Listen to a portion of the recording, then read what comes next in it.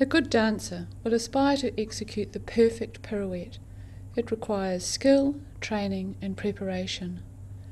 Finis Jung, describing how to create the perfect pirouette, says it's important that the arms don't move faster than the legs, otherwise the dancer will fall. It's the same in a project, especially one where teams are distributed.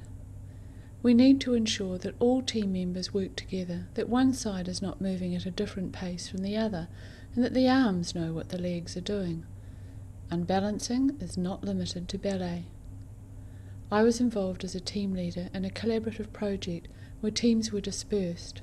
2 institutions in different parts of New Zealand were to work together under ECDF funding to produce modularised learning objects for delivery to foundation-level communication students.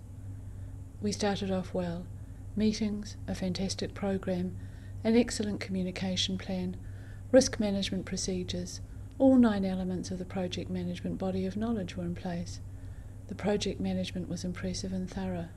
We were all keen, interested and positive. The project team leaders met regularly by phone or face-to-face and maintained an atmosphere of honesty and frankness. However, the leading institution had some difficulty in appointing a key project member. This led to time delays, and the arms started moving faster than the legs. Frustrations occurred. Content writers in one institution began writing. The other institution's content writers weren't on board yet. The arms were moving faster than the legs. Then an appointment was made, and the content writers had to ditch a lot of what they had done and start again. There were problems with understanding process and jargon. The techie teams had different ways of working and different expectations and skill levels. Information got conveyed differently, up and down, as well as sideways. Not only were the arms and legs moving differently, but the weight was going further and further away from the centre. We were off balance. There were problems about money, and a them and us approach developed. There were more frustrations. After a year of planning, we had hardly started. We had overbalanced in our first attempts, and were now back on the ground, trying to find the correct position from which to start. Not moving, but full of intent. Eventually we decided that the only way we could move forward was to separate.